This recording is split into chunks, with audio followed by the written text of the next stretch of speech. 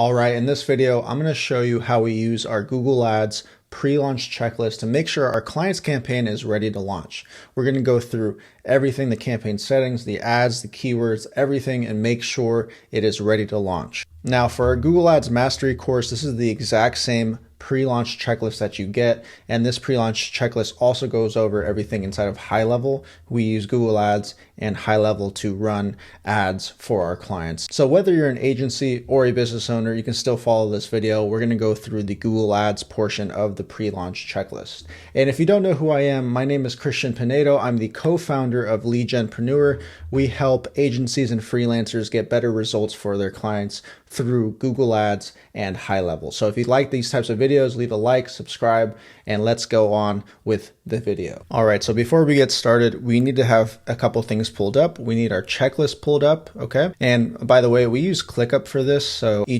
we make a copy every time and nest it under a client folder in ClickUp. You can use whatever you want for this checklist, whether it be a spreadsheet, Google Docs, whatever. Just know that this is ClickUp. The next thing you want to make sure you have is your client's Google Ads campaign pulled up. And then for a pro tip, to make this a lot faster, you definitely want to use what's called the Google Ads editor. It's basically an offline editor that you can download your client's campaign to this, and then basically, it's a lot faster than the online version. You can quickly navigate between keywords, ads, the ad groups, all the extensions, everything really in one view. It's really nice and very, very handy. As you get more experience with Google Ads, I highly recommend you use Google Ads Editor for checking off campaigns for your clients. Now, with that out of the way, let's go ahead and talk about this checklist. So quick note, this checklist should be checked off completely by the PPC manager or whoever's in charge really before you show this to the client, before the pre-launch call with the client. Secondly, this checklist does not cover every single little detail that we have covered in the course because there's just too much stuff. There's too much material. This is basically all the stuff you need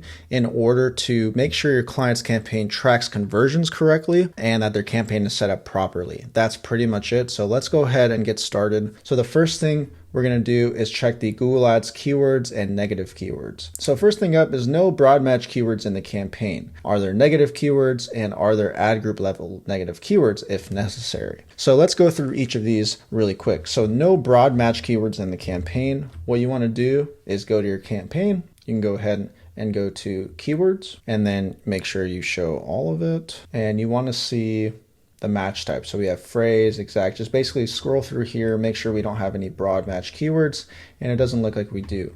And in the Google Ads editor, the way to do that super quickly is just click on your campaign, go to keywords, hit filter by match type, and then just scroll really fast, exact, phrase, no broad match keywords. The reason we don't use broad match keywords is it's just too costly. So what we're going to do is click check off. Are there negative keywords? So we want to check and make sure that our campaign has negative keywords. That's super important. We don't want our client's campaign to show up for stuff that they shouldn't be showing up for. So what we can do is go here, go to negative search keywords, and then we can see the general negative keyword list and negative competitor keyword list, as well as any ad group negatives. So here we have dumpster as a negative ad group keyword. So in our other ad groups, we don't want dumpster searches to come through, so we have that. And then the general negative keyword list, you can see we have a bunch of keywords that we don't want to show our client for certain searches. So we have that and this. So again, we teach all of this in our Google Ads Mastery course. Check that out in the description if you'd like.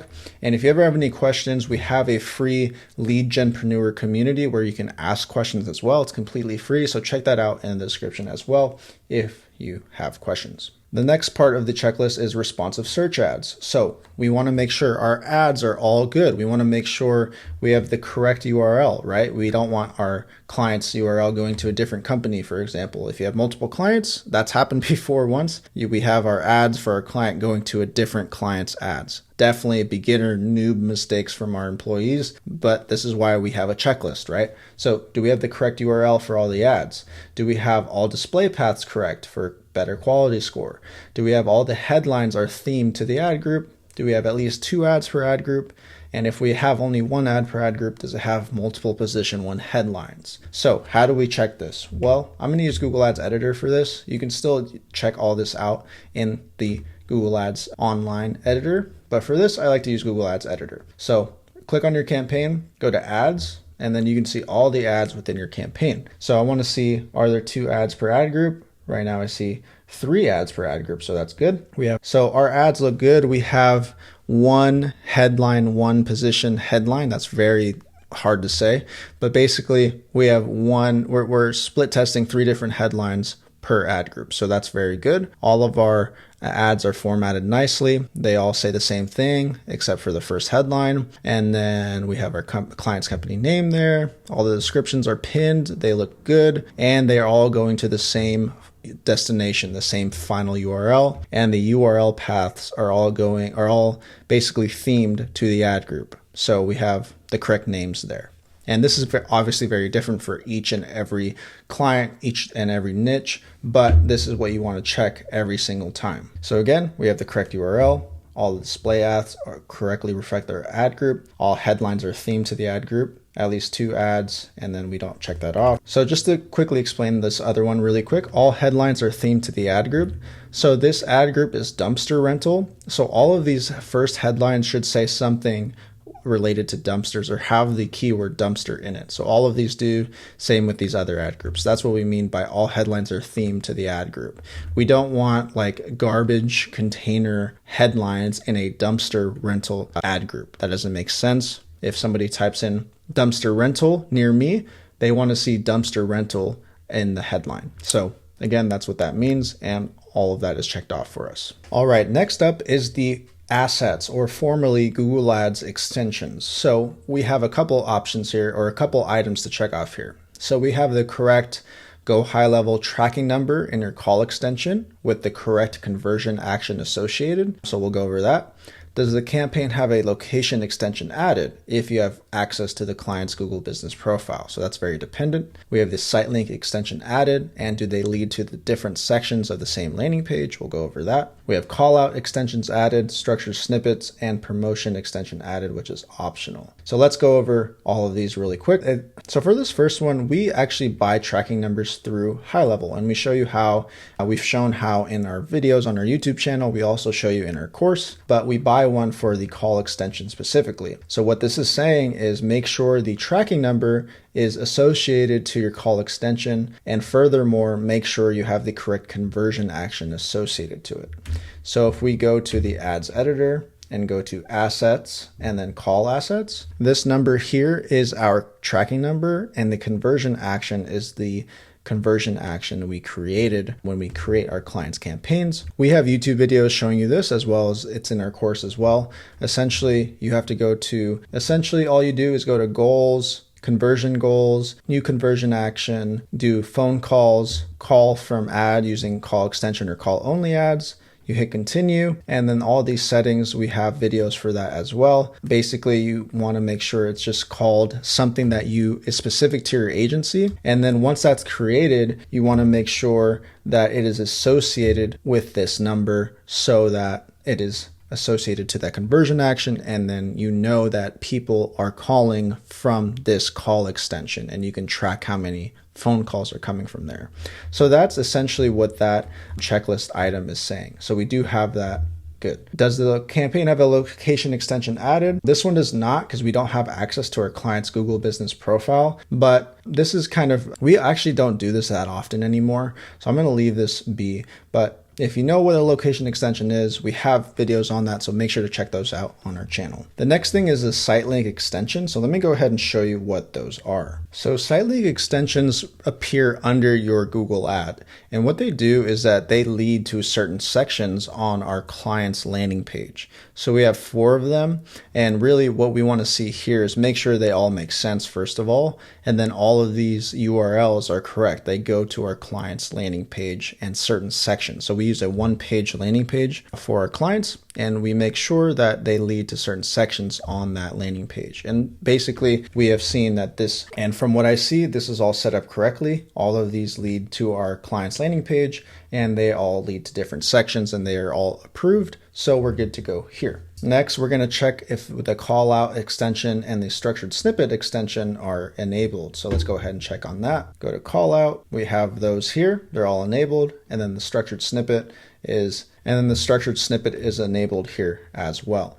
Now to check this in the Google Ads editor, all you do is you click on assets, you go to site links. You can see all the site links here and all the URLs here as well. You can do callouts, check them all here, same with structured snippets. So it's a lot faster to check them in here. That's why we use the Google Ads editor, but I like showing you guys both ways. All right, the next thing is the conversion goals and settings. So are all conversion goals you created primary actions? So that's very important, because if it's not, if they are secondary actions, they won't show up in the dashboard. So we want to check that.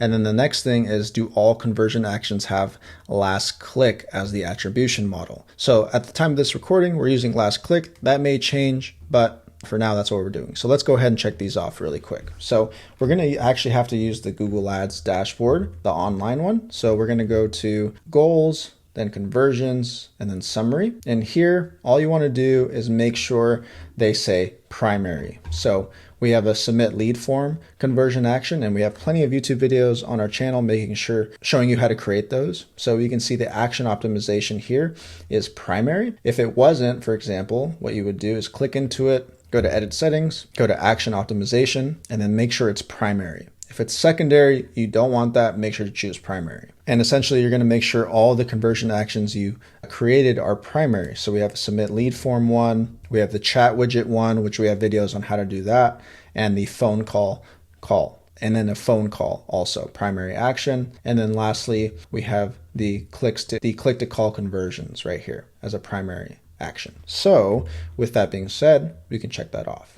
And then lastly, the last click as the attribution model, you're going to go ahead and click through all of these and make sure that the attribution, the last setting, is basically last click. So edit settings, last click, and there's only two options. There's last click or data driven. We don't use data driven right now, but that may change. But for now, we use last click. So I already know that all of those are checked off and last click, so I'm going to check this off here. All right, the next thing up is campaign settings. So we have a couple here. Is the marketing objective leads? So this isn't 100% required, but it does give you some extra options in the Google Ads dashboard. We don't use search networks, so we want to make sure those are checked off. We use URL tracking templates, so we can see in HighLevel what keywords brought in leads. So I'll show you how to do that.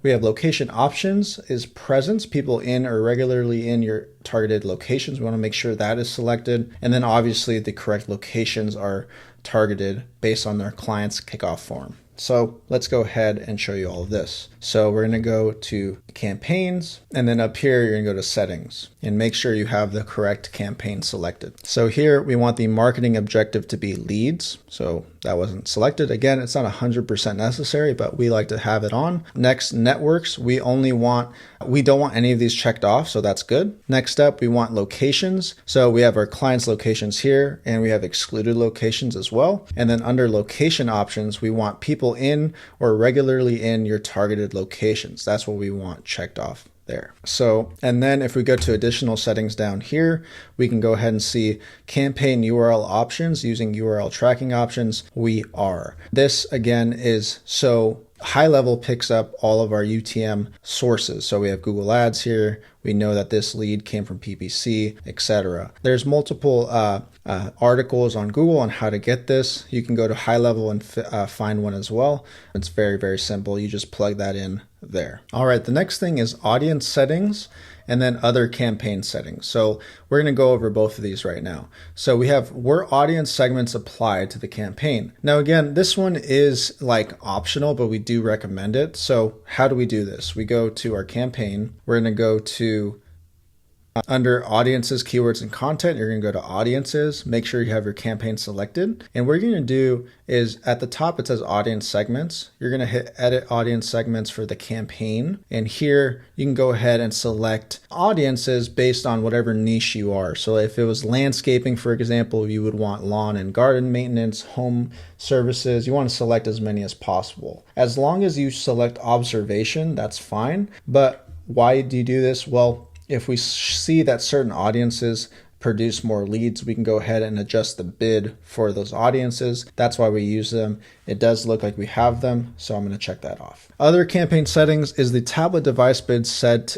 to negative 100%. We have seen that tablets over time, over the years, just does not convert well. So we always just by default turn them off. Then we have make sure our auto recommendations turned off. That's very important. We definitely don't want Google to mess with our campaign. So we always want to check if that's turned off. And then based on our client's kickoff notes, we want to make sure that the ad schedule is correct.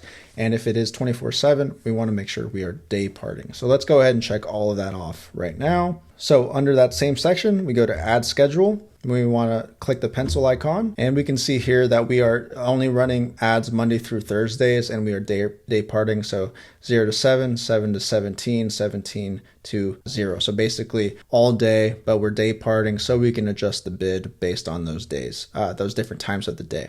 So we have that checked off. Tablet device bid set to negative 100%. So what we do there is we go to when and where ads showed under insights and reports. We go to devices, and then here we go to bid adjustments and put negative 100 right there. And then lastly, our auto recommendations turned off. How do you check this? You want to go ahead and go to recommendations, and you want to make sure that all campaigns are selected. If you go into one campaign, it's not going to do it correctly, but what you're going to do is make sure you view all campaigns, go to auto apply, and then make sure all of these are not checked off. If you do, Google will go ahead and change your campaign and won't let you know at all. So make sure these are always checked off. All right, so we completed the Google Ads portion of this checklist. In the next video, we'll go over the high level portion of everything. Again, in our course, Google Ads Mastery, we go over everything that high level and Google Ads, how they kind of all intertwine and how you can use them to provide Google Ads services to clients. Now, again, if you want to just go ahead and jump in, you can go ahead and buy our course and we'll go over everything in here. If you have any questions, make sure to join the Lead Genpreneur community. It's absolutely free. The links will be in the description. But again, we went over the Google Ads portions of this checklist. The next part is high level, making sure our phone numbers that we bought in high level are all set up, the forms, the landing pages, the automations, all the conversion tracking stuff. We want to make sure all that is set up and checked off as well. Again, we'll shoot another video for that because this video is already getting super long. So if you guys like this video, leave a like, subscribe, and we'll see you on the next one.